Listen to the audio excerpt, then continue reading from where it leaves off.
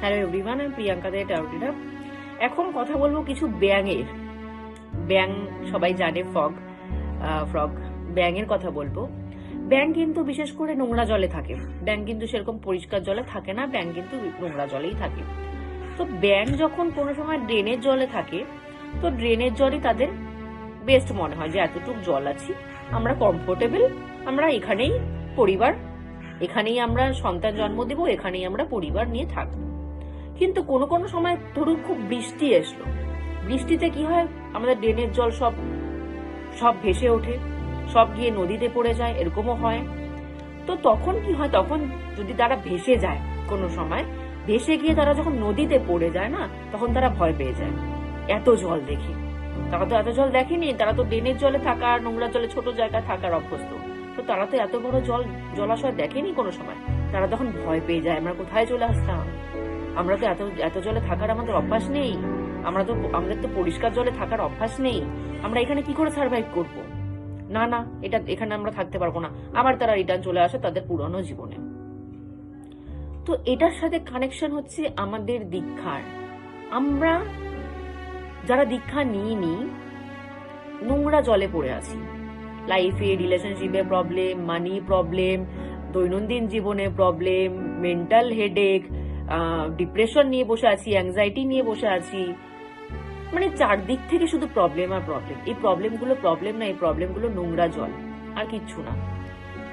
ঠাকুর দীক্ষার হাত, ঠাকুর আমাদেরকে টেনে তোলার জন্য, উপরে তোলার জন্য, পরিষ্কার জলে তোলার জন্য আমাদেরকে হাত বাড়িয়েই আছে। সেটা কি? সেটা হচ্ছে দীক্ষা নবজপ, সেটা বাড়িয়েই আছে। আমরা ভয়ে চড়ে তার হাত ধরি না, আমরা ভয় পাই যে আমরা পরিষ্কার জলে গিয়ে সার্ভাইভ করতে পারবো। তো এই নোংরা জলে তো থেকে আমাদের অভ্যাস হয়ে গেছে, চারিদিকে পরিবেশ এত খারাপ, চারিদিকে এত প্রবলেমে থেকে থেকে আমাদের অভ্যাস হয়ে গেছে, প্রবলেমটাই আমাদের অভ্যাস হয়ে গেছে। তো আমরা ওই ভালো জলে গিয়ে থাকতে পারবো তো? প্রবলেম ছাড়া সুস্থ লাইফ আমরা কাটাতে পারবো তো? তো আমরা এটা ভেবেও অনেক সময় ঘাবড়ে যাই যে লাইফে প্রবলেম না থাকলে আমরা কি করব। প্রবলেমের থেকে ভয়ও পাই, আবার প্রবলেমটা সরে গেলে আমরা কি করব সেটাও ভয় পাই। তো ওই জন্য ঠাকুর যে দীক্ষার হাতটা, নাম জপের হাতটা দিয়ে রেখেছে না, আমরা ওই হাতটা ধরে টেনে উপরে উঠতে পারি না, ভয়ের চোটে, নিজেদের মনের ভয়ে, এত ভয় আমরা উপরে উঠতে পারি না। তো যারাই প্রবলেমে আছো, প্রবলেম ফেস করছো লাইফে, একটা প্রবলেম, দুটো প্রবলেম, প্রচুর প্রবলেম একসাথে ফেস করছো না, তারা ঠাকুরের দীক্ষার হাতটা ধরো, দীক্ষার হাতটা ধরে নাম জপ দিয়ে উপরে ওঠার চেষ্টা করো। দীক্ষা হচ্ছে হাত ধরা, নাম জপ হচ্ছে তার হাতটা ধরে আমি আস্তে আস্তে করে মইবে উপরে উঠবো, দ্যাট ইজ নাম জপ। তো যখন উপরে ওঠা স্টার্ট করবে না, দেখবে এই সব প্রবলেম গুলো ঘিরে আছে, যে এই প্রবলেম গুলো সব ধীরে ধীরে ধীরে ধীরে তোমার থেকে সরে যাচ্ছে, সব সরে যাচ্ছে। একজন যখন নোংরা জল থেকে পরিষ্কার জলে আসে, তার শরীরের নোংরা গুলো সরে যায়, সে তখন পরিষ্কার হয়ে যায়। তো সেরকম ঠাকুর ধরে যখন আমরা নাম জপ শুরু করবো, তখন সব নোংরা গুলো সরে যেতে থাকবে, তখন পরিষ্কার ক্লিন হয়ে যাবে।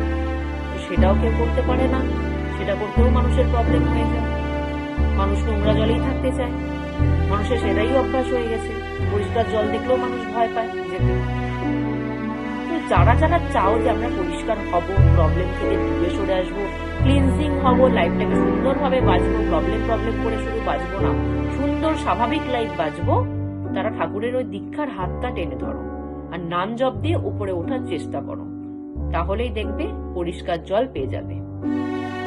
আজকের মতো এখানে